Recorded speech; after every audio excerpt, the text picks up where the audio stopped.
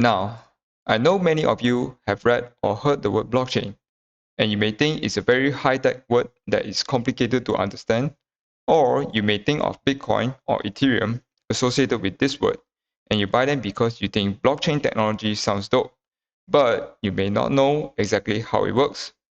So today, I'm going to explain a simplified version of how a blockchain works, using ledger books as an example. Hey everyone, it's Darren from the PizzadrenCrypto channel. So today will be all about explaining blockchains. If you're new here, appreciate you can contribute just $1 a month to support the work I'm doing. Without further ado, let's begin. Now, I'm sure if you go to a local stationery shop, you may see a ledger book like this. So normally you use the book to do some bookkeeping on all the transactions that happen within your business. In each row, you write the date, a brief description of the transaction, the debit, and the credit amounts.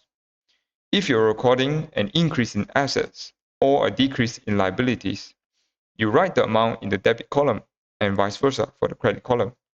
But we don't usually use ledger books at home.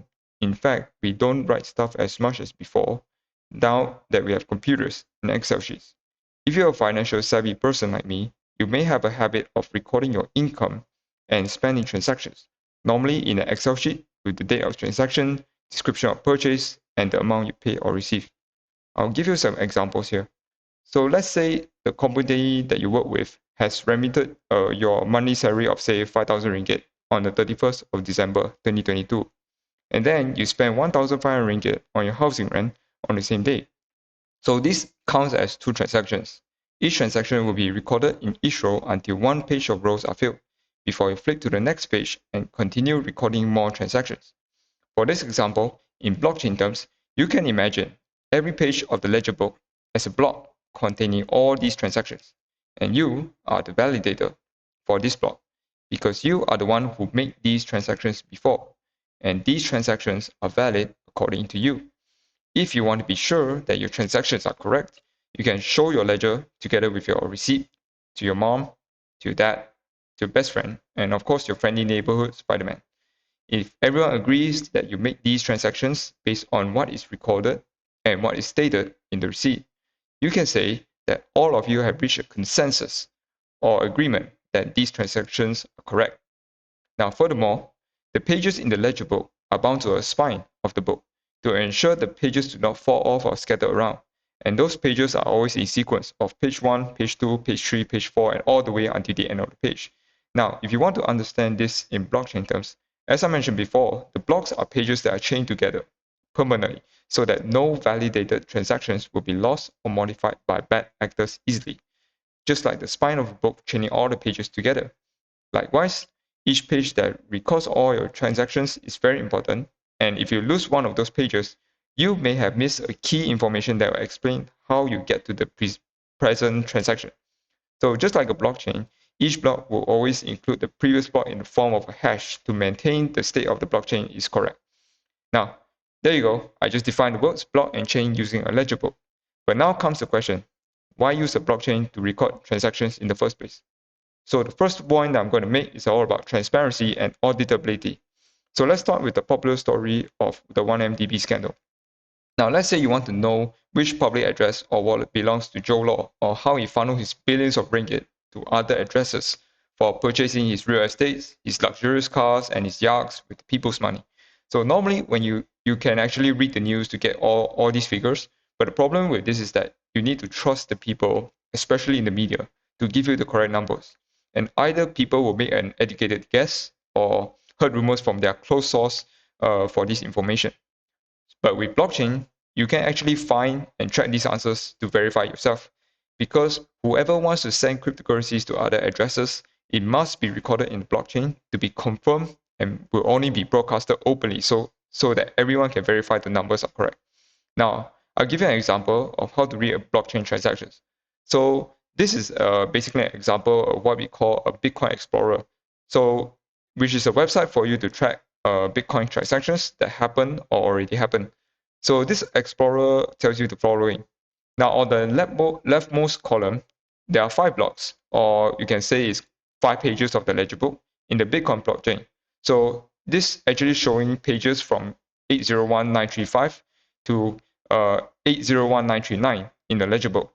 And there's a total of 23,295 transactions recorded on the 6th of August 2023 between 9:36 p.m. to around 10 p.m. And from these transaction numbers, you can actually see there's a maximum transactions recorded in one page is actually 6,924 with a memory size of 2,183 kilobytes or 2.1 megabytes. Okay, that's a mouthful, but as you can see, the transaction amount, when does it happen, what's the memory size, and all are all accurately displayed for you to verify. So you can actually verify the information is accurate and correct. And then on a side note, as you can see on the rightmost column, you will see the word KWU. So what does KW stand for? It actually stands for something called kilo weighted units. Now, you don't need to know this term for now, just need to know that it acts like how you determine megabytes of memory storage in your computer or mobile device. Now, a bit of history. Each Bitcoin block is able to store a maximum of 1 megabyte worth of data. And they convert this number into 4,000 kilo weighted units or 4 million weighted units, to which you can see on the rightmost column that none of these values actually exceed 4,000, or just within like the 3,990s. Now, to understand KWU is to understand the term called seg weight, which I think is actually a pretty technical term, so I won't cover the word seg weight in this video. And if you want me to explain it, I can actually create another video to explain it. So for the next slide, covers the Transactions Explorer. Previously, we saw details of each block. Right now, we are seeing transactions that are still included into the block. So this is a table that shows a summary of each transaction with that transaction ID, which is basically like a receipt number that is created when you make the transaction. And it also shows the Bitcoin value, the size, and the transaction fee that you pay. Now, if you see there's a unit called VB, right? So VB here actually stands for virtual byte. Now, to simplify this explanation, you just need to know that 1 byte is basically like a 1 virtual byte in Bitcoin terms. In addition, on the rightmost column, you can see a unit of like SAT/VB. So this is basically a ratio of Satoshi to virtual bytes. So this side here actually refers to Satoshi, and it's the smallest unit of Bitcoin, to which 1 Bitcoin is equivalent to 100 million Satoshis. So if you do some simple math from the transaction size and the fee columns, you can also calculate how much fees that you are paying by multiplying them together. And then if you dive deeper into the BTC scan or the Bitcoin Explorer, you are actually able to check the owner of a Bitcoin wallet address, which is denominated starting with BC1, as you can see on the right there, or you can see from the previous output address. And you can actually check how much does the owner have in the wallet and also the transaction history. Now, with a blockchain, you are able to audit where all the money goes while maintaining some form of anonymity, as long as you don't share your personal details online, such as your name. So now, of course, if you are pretty sure you found an address that looks like Joe Law's wallet, you can start looking from his transaction history to link and see how much is transferred to which address, and then you can have fun being detective and hunting down evidence of money laundering. Now, in this example, we can see an amount of 0.0141827 Bitcoin is used to send 0.00187495 Bitcoin at GOP, and you are getting back an amount of 0.01226438 Bitcoin. If you're overwhelmed with those numbers and alphabets, so I'll give you an even simpler example. So let's say you have a 50 ringgit note in your wallet, and you are just paying 20 ringgit to get a change of 30 ringgit, consists of 20 ringgit and 10 ringgit notes. Now, back to this BTC example. If you do a quick math subtraction by minusing 0.014 and 0.0018 that I mentioned just now, you are actually getting a value of just 0.01230778. But if you see just now the amount, the actual amount is actually just 0.01226438. So there is a discrepancy. So when you minus out these two amounts, you're actually getting a balance of 0.4 zeros and then 434. So what does this amount mean, right? So yes, it's actually deducted as a transaction fee for processing a transaction, as what was stated in this screenshot here on the right. So at least you know something about how to track transactions in the blockchain. Now, let's take a real example of how using a blockchain may work in real life. Now, let's say the government declare a public address where all the 1MDB funds are stored. Now, I'll just put an example amount of 100 billion ringgit. So in a blockchain setting, you can create digital currencies in the form of ringgits backed by either real ringgits or algorithmically, like a stablecoin. When the public address is live on your website, anyone can just copy the address, search the address, transactional history, and balance in a blockchain analytical tool like BTScan, as what I shown just now. So let's say there's like 10 billion worth of ringgits are transferred to another address. So actually, anyone can actually see the transaction being made through the Explorer. And like I mentioned in the example, and if you are suspicious about the transaction is to a wallet address that belongs to like maybe like a corrupt governor, you can actually record this transaction hash as part of the evidence to question like the governance of their corrupted activities. So you can actually say that if let's say okay, so this address belongs to someone, and then you just go there, hey, is this your wallet? Is this your wallet? So we notice that you're receiving 10 billion. Is this really you? So you can actually just ask all these questions and then you investigate from there. All right. So I covered a pretty long example of how transparency plays a big role to blockchain. And I'll just quickly go through the next two examples and why recording blockchain matters. So the second point that I'm going to make is secure and immutability. Now, why use a blockchain to record transactions instead of a ledger book, right? So because a physical book is not secure, it can be easily stolen, lost, or burned during a fire accident, or washed away during a flood. So pages can be torn and the inks will fade away in time, so your transaction records will be lost forever. Now, similarly, why use a blockchain instead of a spreadsheet such as Excel or Google Sheets? Now, because the internet is also not a very safe place to store your financial transaction data, because hackers can easily hack into your computer and access your spreadsheets and modify the financial data inside them. Now, let's first pretend that we don't know anything about blockchain, right? And ask ourselves, how do we protect our ledger full of important transactions from getting lost or stolen? Now, the first logical thing you will do is to make copies, store them in multiple locations, and then when one copy is compromised, at least you still have some backup copies, right? Now, what if I told you that the blockchain is basically doing exactly that? Now, instead of only you keeping all the ledger copies, we let thousands of people to do it in the form of nodes. Now, nodes are basically computers linked to the blockchain network that are used to store and transact data. Now, each time someone makes a transaction, miners will have to do the work to solve the puzzles so that your transactions will be verified and stored in the blockchain by all these thousands of nodes, from the smallest transactions such as like 150 ringgit worth of data rate to like billions of ringgit worth of assets transactions.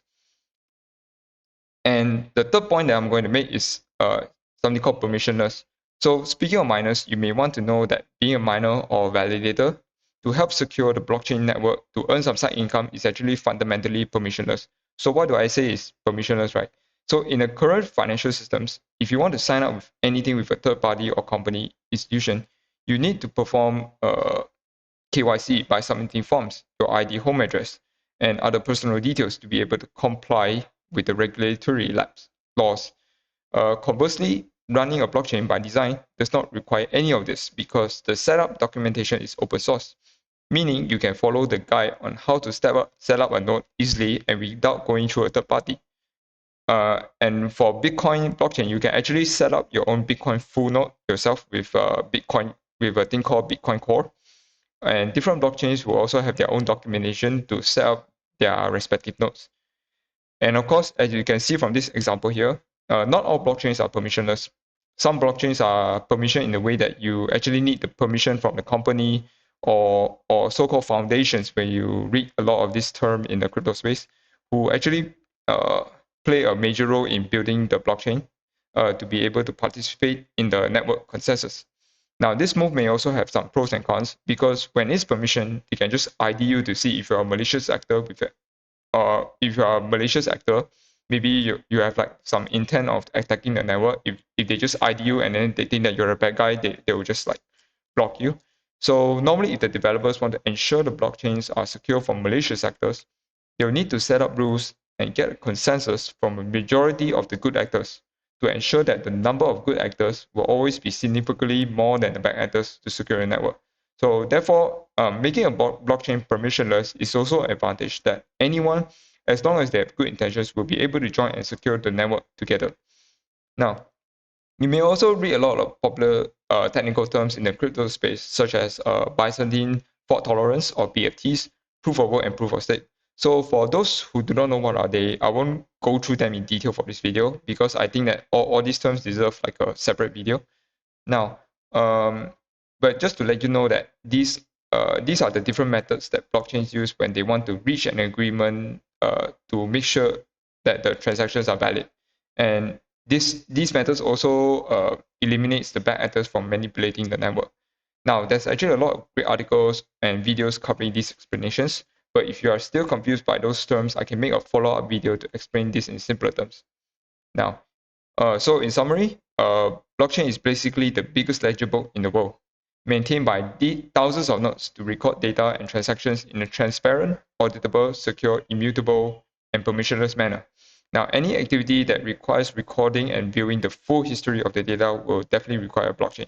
And with education and wider adoption, we will see a blockchain technology to be able to improve the current systems for the better.